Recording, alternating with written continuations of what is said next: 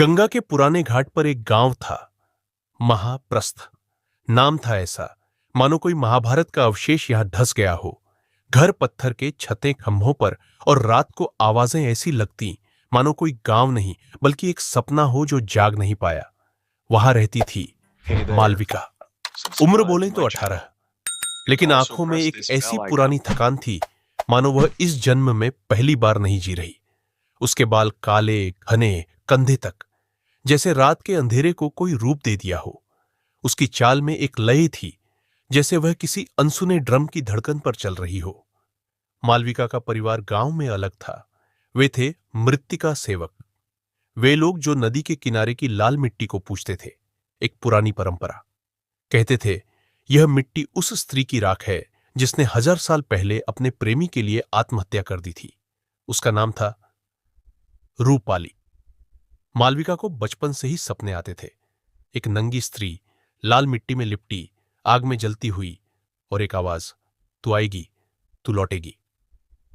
एक शाम मालविका नदी के किनारे बैठी थी।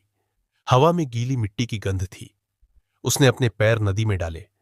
पानी ठंडा था, लेकिन उसके शरीर में गर्मी थी, एक अजीब सी बेचैनी। तभी उसे याद आया, आज तो मृत्तिका पूजा का दिन था। हर 12 साल में एक बार गांव की कुंवारी लड़की को उस लाल मिट्टी में स्नान कराया जाता था। फिर वह पूरे गांव के सामने नाचती थी, एक ऐसा नृत्य जो न तो भक्ति का था, न नृत्य कला का, बल्कि एक जागृति का संकेत। मालविका जानती थी इस बार वही चुनी गई है। गांव के बुजुर्गों ने कहा था, उसकी आंखों में वही आग है, वही भूख। उस रात उसने अपने कमरे में दर्पण के सामने खड़े होकर अपने शरीर को देखा। छाती पर धड़कन तेज थी। उसने अपने हाथों से अपने शरीर को छुआ, धीरे से, जैसे कोई गुप्त रहस्य छू रहा हो। उसकी उंगलियां अपने नाभि तक गईं, और तभी एक ठंडी सांस उसके कान के पास से गुजरी। वह चौंकी। पीछे कोई नहीं था, लेकिन दर्पण में उसकी परछाई थोड़ी धुंधली हो गई थी, और उसकी परछाई के होंठ हिले, बिना आवाज के। मैं तेरे अंदर हूं। अगली रात चाँद लाल था। गांव के बीचों बीच एक गड्ढा खोदा गया था, लाल मिट्टी से भरा। उसमें तेल और गंगाजल मिलाया गया था। आग के चारों ओर लोग बैठे थे, मौन। मालविका को सफेद वस्त्र पहनाए गए, फिर धीरे धीरे उतारे गए। वह अब नंगी थी।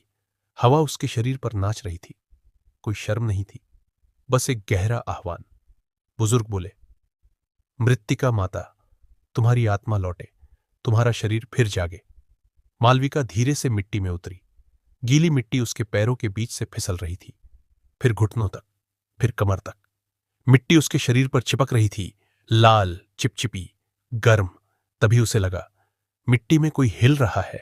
एक हाथ का स्पर्श उसके जांघों पर, उसकी कमर पर, उसके स्तनों पर। वह चीखना चाहती थी, लेकिन उसके मुंह से आवाज नहीं निकली, बल्कि उसके होंठ खुल गए, उसकी आंखें बंद हो गईं, और वह नाचने लगी। एक ऐसा नृत्य जो शारीरिक था, लेकिन आध्यात्मिक, जैसे उसका शरीर किसी और के इशारे पर चल रहा हो। उसके हाथ ऊपर उठे, कमर घूमी, पैर जमीन पर थिरके, और उसके शरीर से, मिट्टी के नीचे से एक लाल रस उठने लगा, मानो जमीन खून उगल रही हो।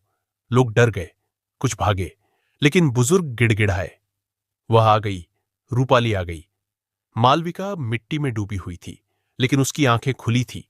अब वे काली नहीं बल्कि नौस लाल लिकौसी थी। उसने धीरे से कहा। आवाज उसकी नहीं बल्कि 2 आवाजें थी, एक युवा, एक पुरानी। तुमने मुझे 12 साल तक बंद किया। मैं भूखी थी, प्यासी थी। तुमने मुझे भूल दिया, लेकिन मैंने तुम्हें नहीं भूला। मैंने तुम्हारे बेटों को रात में सपनों में बुलाया। मैंने तुम्हारी बहुओं के मन में अशांति डाली। मैं तुम्हारे घरों में सांस लेती रही, और आज मैं लौट आई हूं। एक युवा लड़का जो मालविका का प्रेमी था, आगे बढ़ा। मालविका, बच जाओ! लेकिन मालविका के होंठ मुड़े, एक ऐसी मुस्कान जो खुशी नहीं बल्कि मनलाल साथ थी। मैं तुम्हारी मालविका नहीं हूं, उसने कहा। मैं वह हूं जिसे तुमने जलाया था, जिसे तुमने बेवफा कहा था, जिसने तुम्हारे शहर के राजकुमार से प्रेम किया था और उसके लिए मर गई थी। मैं रूपाली हूं, और आज मैं तुम सबके बीच जीवित हूं। अगली सुबह गांव खाली था। मिट्टी का गड्ढा सूख चुका था। लेकिन उसके बीच में एक आकृति थी, मालविका की मूर्ति, लाल मिट्टी से बनी। उसकी आंखों में लाल पत्थर लगे थे। उसके हाथ खुले थे, मानो कोई आमंत्रण दे रही हो। कुछ लोगों ने कहा मालविका गायब हो गई। कुछ ने कहा वह मिट्टी में समा गई।